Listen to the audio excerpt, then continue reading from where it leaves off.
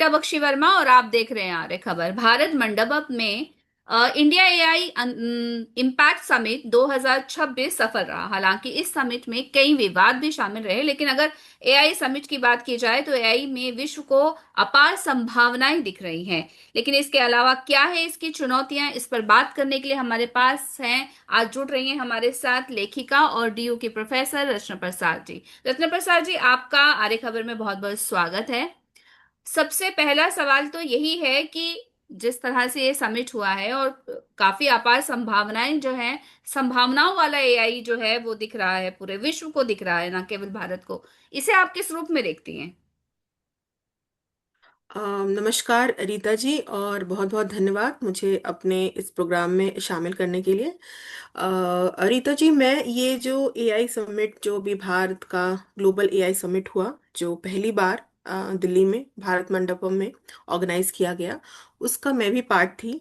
और मैम, ये जो एक समिट है, ओवरऑल ये आगे का फ्यूचर दिखा रहा है कि कैसे हम एक मशीन लर्निंग टूल को एक आर्टिफिशियल इंटेलिजेंस का नाम दे रहे हैं, और उसके बाद हम उसको कोशिश कर रहे हैं कि किस तरह से एक ग्लोबल एक्सेप्टेंस दिलाएं।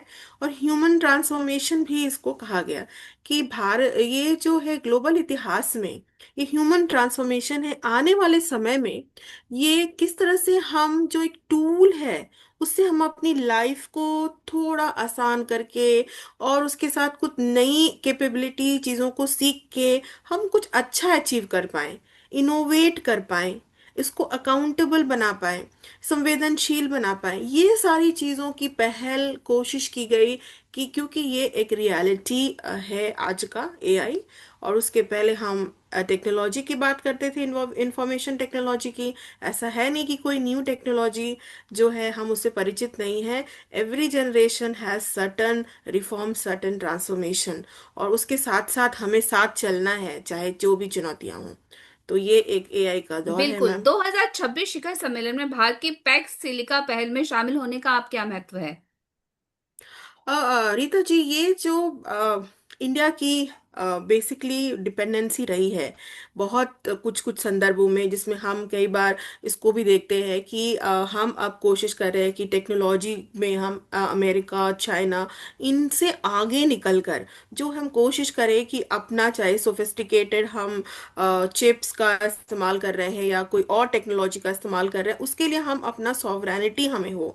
तो पर इसमें पहली बार भारत ने जो है अमेरिका के साथ जो है कोलैबोरेशन करके इस चीज़ को, इस जो है एआई समिट का जो कोलैबोरेशन है उसको आगे बढ़ाने की कोशिश की, जिसमें और भी अन्य देश शामिल हैं, जिसमें ऑस्ट्रेलिया, सिंगापुर, यूएई भी है, जो इस तरह की पहल करेगा, एक कोलैबोरेशन करेगा एआई से रिलेटेड जो भी टेक्नोलॉजीज है उसके डेवलपमेंट के लिए। तो इंडिया का एक बहुत बड़ा रोल है कि इंडिया इसमें अपना सॉवरेनिटी आगे करने के लिए और बहुत हद तक डिपेंडेंसी ना हो, इसके लिए भी इसमें काम करेगा। और साथ के साथ अमेरिका के साथ एक तालमेल मिला मिला के इसमें जो एग्रीमेंट्स किए गए हैं, जिसमें इन्वेस्टमेंट से रिलेटेड है, इकोनॉमिक जो है इन्वेस्टमेंट है उसका है, मार्केट में किस तरह का ग्लोबल इम्पैक्ट इंडिया का होगा, हेल्थ केयर के क्षेत्र हो, चाहे हम बात करें अलग अलग क्षेत्र, हेल्थ केयर के अलावा भी क्षेत्र के जो इम्पैक्ट है उस पर भी उन्होंने बात की हुई है। इस समिट में ग्लोबल साउथ के नेता के रूप में भारत की छवि जो है वो मजबूत हुई है। आपको लगता है कि जिस तरह से ये अभी चीजें हुई हैं, आप इसे किस रूप में देखते हैं? देखिए मैम, बहुत पहले से हम एक मानते हैं ग्लोबल नॉर्थ ग्लोबल साउथ का बहुत डिवाइड गहरा रहा है। भारत की उसके जो रिप्रेजेंटेशन है ग्लोबल साउथ पे, वो एक देखा जाता है एक रोल मॉडल की तरह।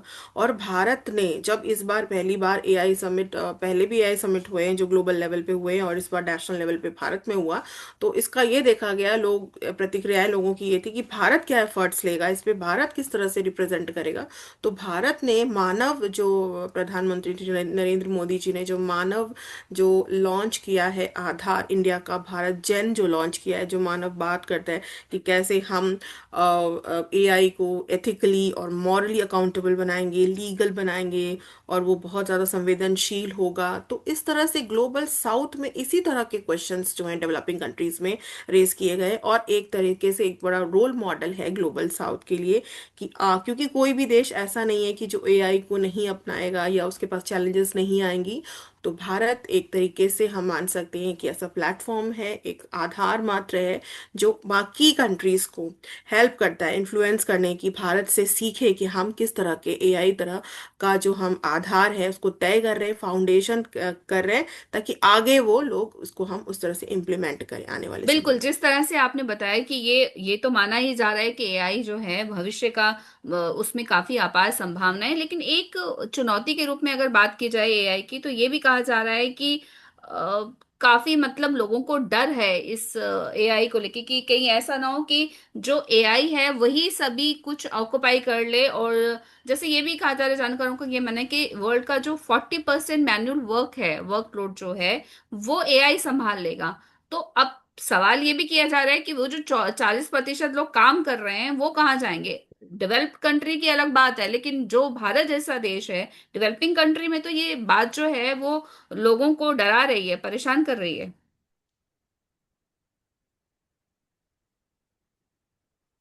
जी। हाँ रीता जी, मैं इसका ये जो डर है, क्योंकि कोई भी न्यू चीजें आती है, टेक्नोलॉजी आती है या फाउंडेशन होता है, तो उसके साथ एक चैलेंज होता है। तो यहाँ पे 40% जो इस रिट्रेंचमेंट की बात है, या फिर उससे और भी आगे का फिगर लोगों को होगा कि हमारा बिल्कुल जॉब खत्म हो जाएगा। पर मैं कहूंगी कि मैम इसमें जो है कि जॉब का नेचर चेंज हो सकता है, क्योंकि अभी भी as a teacher, as a faculty, most of my students they are using the tool of AI. जब हम उनसे बात करते हैं कि बेटा आपने इसमें एआई से लिख के लाए हो, तो बोलते हैं कि यस मैम हमने एआई से, चैट जीपीटी से लिया है।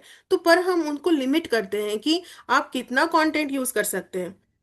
तो द थिंग इज कि आज जो है एआई एज अ टीचर के रोल को भी रिवॉल्व कर रहा है, उसको चेंज कर रहा है, इनोवेट कर रहा है, और साथ के साथ हमारी जो लाइफ में बहुत सारी ऐसी चीजें थी जिसके उत्तर के लिए, आंसर के लिए हमें शायद किसी और स्किल्ड व्यक्ति के पास जाना पड़ता था, तो अब हम एआई के जो प्लेटफॉर्म्स हैं उससे भी हम स्किल्ड आंसर्स ले सकते हैं। तो एक इम्पॉर्टेंट जो बस मैं यहाँ शेयर करना चाहती हूँ कि जिस तरह से अमर्त्य सेन और मार्था नॉसबॉम ने एक बार कैपेबिलिटी अप्रोच की बात की थी, अपनी एक थ्योरी है, अगर आप उसको एक बार देखें, तो आज वही दौर दोबारा रिपीट हो रहा है कि कैपेबिलिटी अप्रोच को हम इनहेंस कर रहे हैं एआई के थ्रू। और जॉब मतलब खत्म नहीं हो रहा है, बल्कि जॉब का नेचर बदल रहा है। और सबको इसके साथ थोड़ा थोड़ा इक्विप होना पड़ेगा, क्योंकि हम बहुत ज्यादा जो है ऑर्थोडॉक्स, या हम कह सकते हैं not allowing the change, status quoism, या फिर इस तरह से हम कह सकते हैं बहुत लेथार्जिक तो नहीं रह सकते। हमें जो भी इनपुट्स आ रहे हैं, इनोवेशंस आ रहे हैं, उसके साथ तालमेल बिठाना पड़ेगा और बैलेंस तो करना ही है। और कुछ चैलेंजेस है जिसमें संवेदनशीलता और एथिक्स की बात जो है पीएम श्री नरेंद्र मोदी जी ने पहले ही मानव में की है कि एथिकल और सेंसिटाइज करने की जरूरत है एआई को, क्योंकि एआई जो है अगर बहुत अच्छा कर सकता है तो डिस्ट्रक्शन भी करने की क्षमता उसके अंदर है। तो इसीलिए हमें एकदम से ये, जब भी हम कोई भी चीज़ को मतलब जो इनोवेशन है या टेक्नोलॉजी है उसको हम इस्तेमाल करते हैं, तो हमें उसके साथ साथ उसके लिमिटेशंस को भी ध्यान रखना है। तो वो जो चैलेंजेस है उसके लिए भी ट्रेनिंग, प्रशिक्षण होनी चाहिए, ताकि इसका इस्तेमाल सदुपयोग हो सके और ग्लोबल एरा के लिए एक बिल्कुल, लैंडमार्क इसके अलावा साबित डेटा हो। गोपनीयता, सुरक्षा, ये सब मामला जो है ये भी इससे जुड़े हुए हैं। जी। तो मैम ये डेटा प्राइवेसी और प्रोटेक्शन एक्ट 2023 में पास हुआ था, जिसके तहत डेटा प्रोटेक्शन की जो है प्रोटेक्टिव सेफगार्ड्स हमारे उस एक्ट में बात की गई है।